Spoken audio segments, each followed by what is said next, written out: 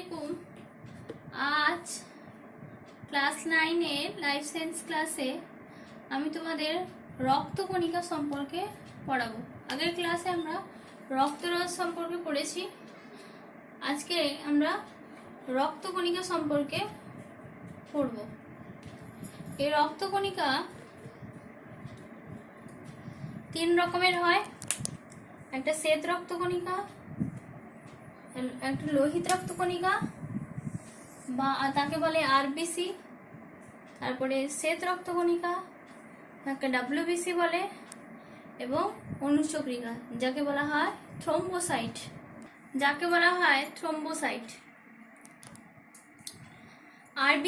RBC পুরো নাম কি? আরবিসি মানে লোহিত রক্তকণিকা, মানে রেড ব্লাড কর্পাসালস। রেড লাল, লোহিত রক্ত হচ্ছে ব্লাড, আর কর্পাসালস মানে কণিকা। ওই জন্য এর নাম হচ্ছে রেড ব্লাড কর্পাসালস।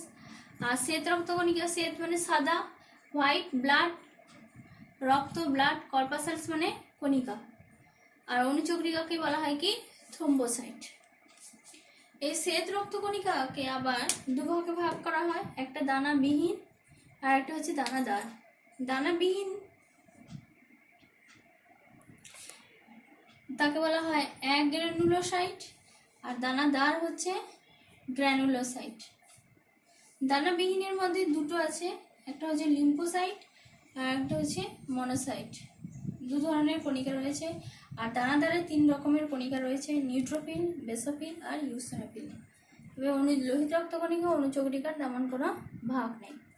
এরপর আমরা প্রথমে পড়ব, এবং এই রক্তকণিকাগুলো কণিকা বলে একে সাকার উপাদানও বলে। একটা নির্দিষ্ট আকার আকৃতি রয়েছে বলে একে সাকার উপাদানও বলে। তাহলে প্রথমে আমরা পড়ব লোহিত রক্তকণিকা বা রেড ব্লাড কর্পাসালস। লোহিত রক্তকণিকা বা রেড ব্লাড কর্পাসালস, লোহিত রক্তকণিকা বা রেড ব্লাড কর্পাসালস বা একে এরিথ্রোসাইটও বলে। তো এর সংজ্ঞা দিতে বলা হয়, সংজ্ঞায় আমরা কি বলবো যে লোহিত রক্তকণিকা কাকে বলে? লোহিত রক্তকণিকা হচ্ছে হিমোগ্লোবিন শ্বাসরঞ্জকযুক্ত অক্সিজেন পরিবহনের সক্ষম লাল রক্তকণিকাকে আমরা কি বলবো? লোহিত রক্তকণিকা বা এরিথ্রোসাইট। এর আকার আকৃতি কেমন? এর আকার হচ্ছে দ্বি অবতল চাকতির মতো। দ্বি অবতল চাকতির মতো। এর ক্ষেত্রফল দ্বি অবতল চাকতির মতো এই জন্য, কারণ এটা অক্সিজেন পরিবহন করতে পারে। ওই যে চাকতির মতো হওয়ার কারণে কি হয়েছে না, ক্ষেত্রফলটা চাকতির মতো হওয়ার কারণে কি হয়েছে না, এরকম চাকতির মতো হয়, ঠিক আছে? তো এরকম চাকতির মতো হওয়ার কারণে কি হয়েছে, ক্ষেত্রফলটা বেশি এবং অক্সিজেনটাও বেশি সংস্পর্শে আসে, ফলে অক্সিজেন বেশি পরিবহন করতে পারে। এর আকার আকৃতি গোলাকার অবস্থা ধারণ করে কখনো কখনো। আর পূর্ণাঙ্গ মানুষে কিন্তু লোহিত রক্তকণিকার এটি নিউক্লিয়াস যুক্ত। ছোট অবস্থায় শিশুদের দেহে এই লোহিত রক্তকণিকাটা নিউক্লিয়াস যুক্ত থাকে, আর পূর্ণাঙ্গ অবস্থায় কি হয় না, নিউক্লিয়াস বিহীন হয়। এর আয়তন কত?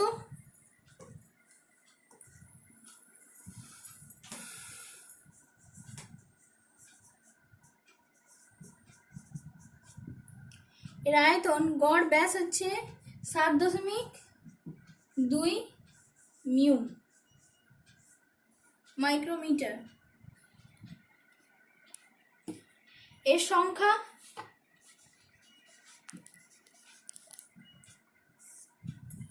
একজন প্রাপ্তবয়স্ক পুরুষের প্রতি মাইক্রোলিটারে এর সংখ্যা থাকে 5 মিলিয়ন বা 50 লক্ষ। 5 মিলিয়ন বা 50 লক্ষ পুরুষের ক্ষেত্রে থাকে।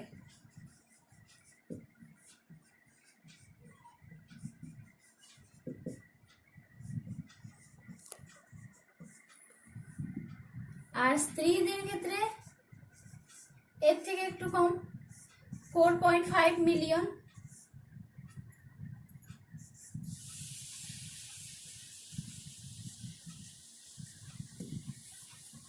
ও 45 লক্ষ।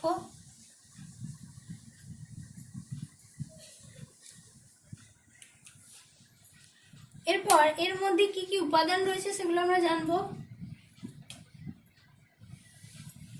কি কি উপাদান রয়েছে? জল রয়েছে। জল কত রয়েছে? জল রয়েছে 60 থেকে প্রায় 70%। কঠিন পদার্থ কত? কঠিন পদার্থ 30 থেকে 40%।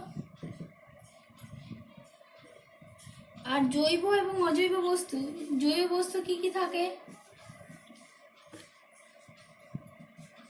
কি কি জৈব বস্তু থাকে? জৈব বস্তু কি থাকে? প্রোটিন থাকে, হিমোগ্লোবিন থাকে,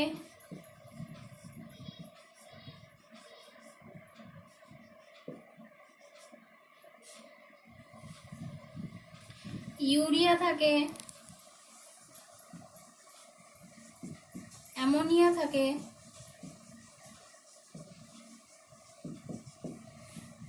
আর অজৈব বস্তুগুলো কি কি থাকে? অজৈব বস্তু পটাশিয়াম,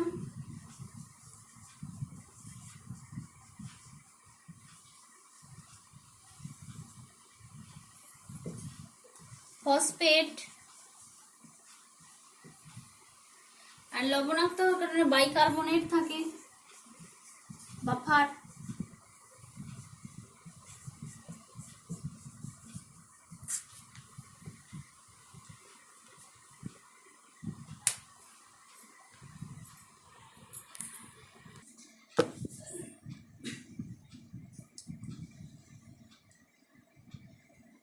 এর উৎপত্তি, লোহিত রক্তকণিকার উৎপত্তি ভ্রূণের ভাস্কুলাস অঞ্চল থেকে, এবং যখন পরিণত অবস্থায় থাকে, মানে ভ্রূণ থেকে পরিণত হয়ে যায়, তখন কি, তখন যকৃৎ ও প্লীহার লাল অস্থিমজ্জা থেকে উৎপন্ন হয়।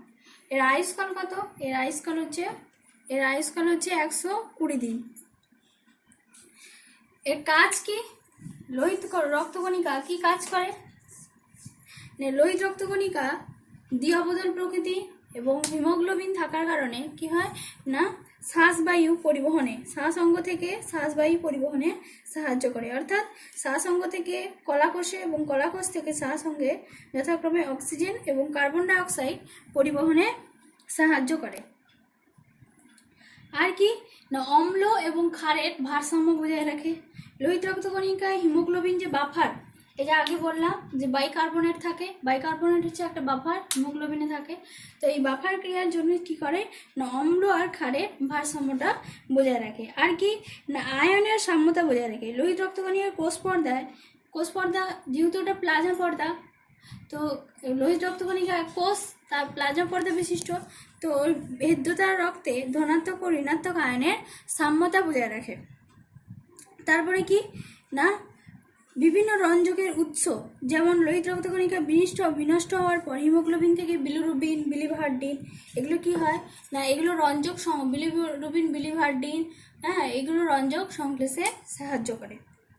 নেক্সট আমরা এই লোহিত রক্তকণিকা বেশি থাকলে, কম থাকলে এবং লোহিত রক্তকণিকা অভাবে কি কি রোগ হয় সেগুলো আলোচনা করব।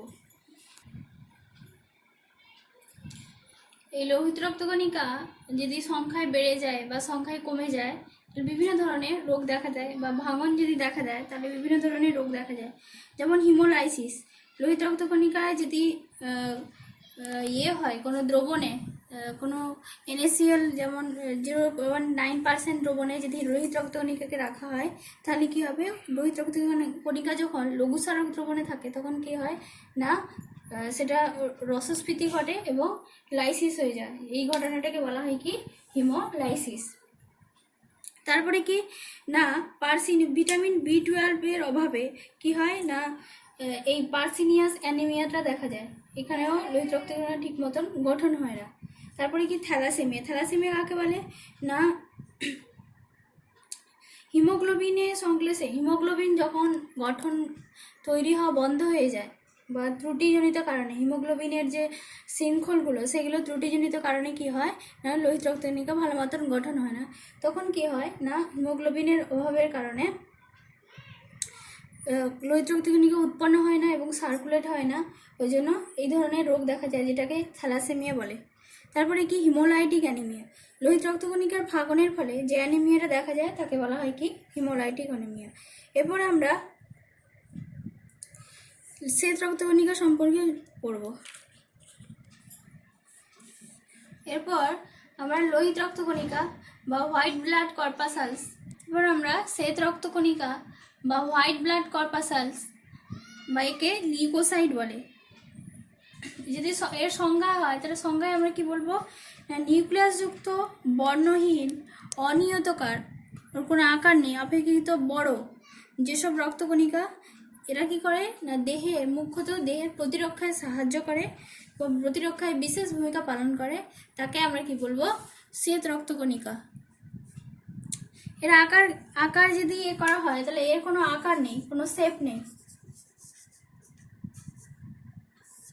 ঠিক আছে, এর কোনো শেপ নেই, আকারহীন। মানে রোগ দেখে জীবাণু দেখে সে সেই রকম আকার ধারণ করে, যেহেতু এর প্রতিরক্ষায় সাহায্য করে ওই জন্য এটাকে এই শ্বেত রক্তকণিকাকে বলা হয় কি অ্যামিবয়েড। কারণ অ্যামিবয়েড যেমন কোনো আকার থাকে না, যেমন খাদ্যের গঠন বা কোনো কিছু খাদ্য শিকার করার সময় সে যখন ইচ্ছে যে কোনো আকার ধারণ করতে পারে, তো শ্বেত রক্তকণিকারও এরকম মুভমেন্ট দেখা যায়। অ্যামিবার যেমন মুভমেন্ট দেখা যায় আকারবিহীন, মানে বিভিন্ন ধরনের আকার, সেরকম শ্বেত রক্তকণিকা যখন জীবাণুদের আক্রমণ করে তখন তার বিভিন্ন রকম জীবাণু অনুযায়ী বিভিন্ন ধরনের আকার ধারণ করে, ওই জন্য এই শ্বেত রক্তকণিকাকে বলা হয় কি শ্বেত রক্তকণিকার যে মুভমেন্টটাকে বলা হয় কি অ্যামিবয়েড। তারপরে আয়তন কত না এর আয়তন হচ্ছে 8 থেকে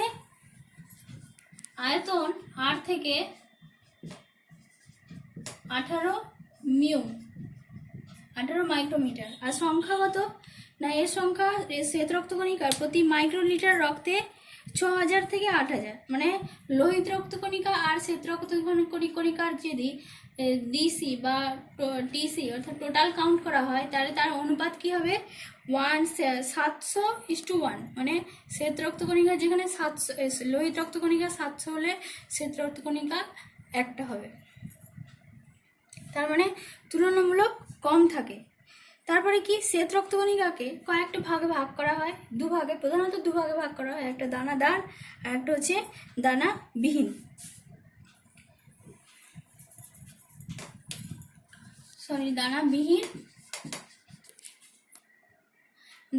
দানাবিহীন শ্বেত রক্তকণিকা বা অ্যাগ্রানুলোসাইট দু ধরনের হয়, একটা লিম্ফোসাইট আর একটা হচ্ছে মনোসাইট।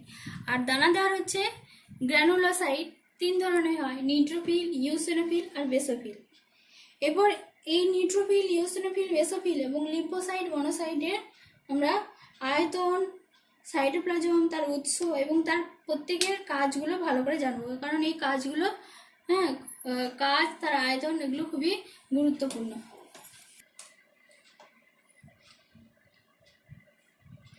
এই শ্বেত রক্তকণিকার এর পুরো মানে বৈশিষ্ট্যের ছকগুলো আমরা এই বোর্ডে এর মাধ্যমে যে আমি ছক করেছি এগুলোর মাধ্যমে জানবো। প্রথমে আছে আয়তন, নিউক্লিয়াস, সাইটোপ্লাজম, উৎস, সংখ্যা, কাজ।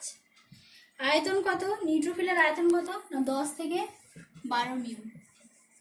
নিউট্রোফিল এটা দানাদার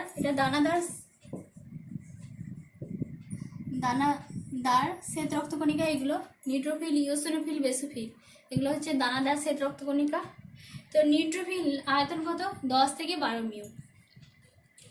এর নিউক্লিয়াস কেমন থাকে? নিউক্লিয়াস 2 থেকে 7টি লতি থাকে, এরকম করে লতিগুলো থাকে, ঠিক আছে। নিউট্রোফিলের কত 2 থেকে 7টি লতি।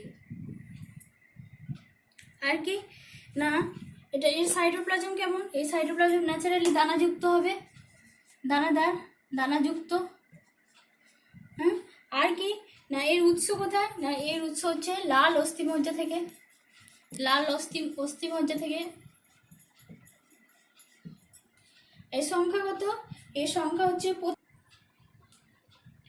লাল অস্থিমজ্জা থেকে। আর এর সংখ্যা কত? না প্রতি ঘন মিলিমিটারে কত? 3000 থেকে 6000। প্রতি ঘন মিলিমিটার রক্তে 3000 থেকে 6000। এর কাজ কি? না এ কি করে? আগ্রাসন পদ্ধতিতে, আগ্রাসন মানে কি? না জীবাণুকে কি করে?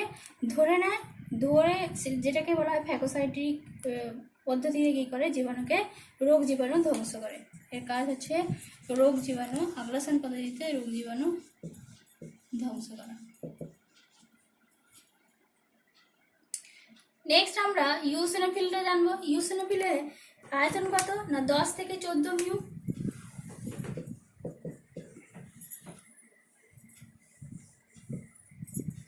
আর এটি কয়টা লতিযুক্ত হয়? না এর নিউক্লিয়াসটা দুটি এরকম করে দুটি লতিযুক্ত হয়, এরকম দুটো লতিযুক্ত হয়। আর কি? না এর সাইটোপ্লাজম দানাযুক্ত। আর এটি একই নিউট্রোফিল যে অস্থিমজ্জা থেকে উৎপন্ন, এটাও সেই অস্থিমজ্জা থেকে উৎপন্ন, লাল অস্থিমজ্জা থেকে উৎপন্ন। আর এটা সংখ্যায় কত হয়? না এটি সংখ্যায় হচ্ছে 150 থেকে 400, 150 থেকে 400 প্রতি ঘন মিলিমিটারে, 150 থেকে 400। আর এর কাজ কি? না ইউসিনোফিল থেকে হিস্টামিন ক্ষরণ হয়, যেটা অ্যালার্জি প্রতিরোধে। এখান থেকে এক ধরনের রস নিঃসৃত হয়, যেটাকে বলা হয় কি? হিস্টামিন। এ কি করে? না হিস্টামিন হচ্ছে অ্যালার্জি প্রতিরোধে সাহায্য করে। নেক্সট আছে বেসোফিল। বেসোফিল এর কত মিউ? না 8 থেকে 10 মিউ, 8 থেকে 10। আর এটি কেমন লতিযুক্ত? না আংশিক বৃক্ষাকার হয় বেসোফিল, বৃক্ষের মতো হয়, অনেকগুলো লতি থাকে, বৃক্ষের মতো দেখতে হয়, এরকম আংশিক বৃক্ষাকার, মানে অনেকগুলো সর্পিলাকারের মতো এইভাবে বৃক্ষাকার হয়। আর কি? না এটাও লাল অস্থিমজ্জা থেকে উৎপন্ন, এর সাইটোপ্লাজমটাও দানাদার। আর কি? না এটি সংখ্যায় অনেক কম থাকে, বেসোফিলের সংখ্যা সব থেকে কম থাকে 0 থেকে 100, 0 থেকে 100। এর কাজ কি? বেসোফিল থেকে, ইউসিনোফিল থেকে যেমন হিস্টামিন নিঃসৃত হয়, বেসোফিল থেকে কি নিঃসৃত হয়? হেপারিন নিঃসৃত হয়। এই হেপারিন কি করে? না হেপারিন হচ্ছে রক্তবাহের রক্ততঞ্চনে বাধা দেয়, রক্তবাহের মধ্যে যাতে রক্ত দ্রুত গতিতে চলে, মানে করতে পারে, আসা যাওয়া করতে পারে এবং তঞ্চিত না হয়, সে তো রক্ততঞ্চনে বাধা দেয়। আর কি করে? না রোগ জীবাণু ধ্বংস করে। নেক্সট আমরা দানাবিহীন রক্তকণিকা সম্পর্কে জানবো। লিম্ফোসাইটের আয়তন কত? না লিম্ফোসাইট এবং মনোসাইট এই দুটি হচ্ছে দানাবিহীন শ্বেত রক্তকণিকা। তো লিম্ফোসাইটের আয়তন কত? লিম্ফোসাইটের আয়তন হচ্ছে 12 থেকে 20 মিউ, 12 থেকে 20 মিউ। এই নিউক্লিয়াস কেমন? নিউক্লিয়াস হচ্ছে বৃক্ষাকার,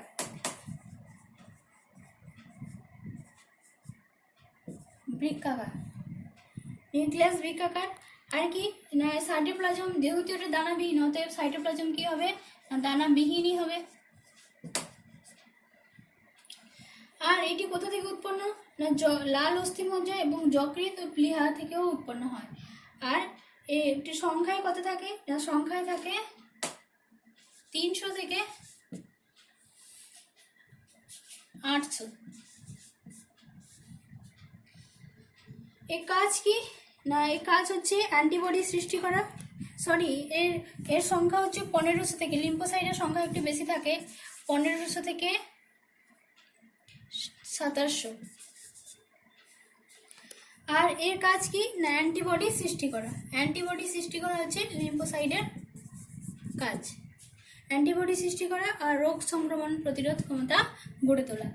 এরপর মনোসাইট কত মিউম থাকে? আকার আকৃতি 7 থেকে 16 মিউ।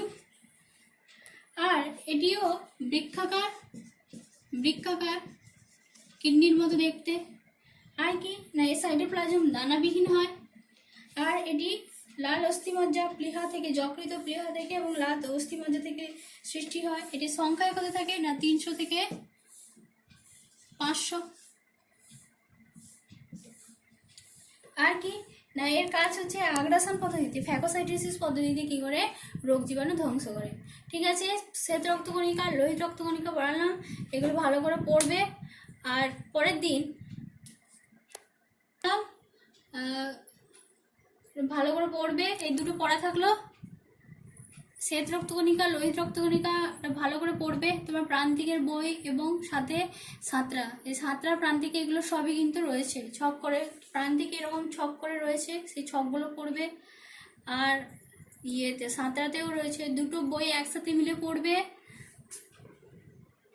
আর প্রান্তিকের ওখানে একটা টুকরো কথা বলে রয়েছে, সেখানে বিভিন্ন ধরনের রোগ রয়েছে, যে অতিরিক্ত হলে অতিরিক্ত লোহিত রক্তকণিকার সংখ্যা, অতিরিক্ত শ্বেত রক্তকণিকার সংখ্যা বৃদ্ধি হয়, কী কী ধরনের রোগ হয়, কম হলে কী কী ধরনের রোগ হয়, ভাঙন ধরলে কী কী ধরনের রোগ হয়, সেগুলো রোগগুলো ভালো করে পড়বে। প্লাস এই ভিডিওটা দেখবে, বুঝতে অসুবিধা হলে অবশ্যই জিজ্ঞাসা করবে। ঠিক আছে, এই দুটো তোমাদের পড়া থাকলো। পরের দিন আমি অনুচক্রিকা এবং তারপরে রক্তদঞ্চন সম্পর্কে পড়াবো। ঠিক আছে।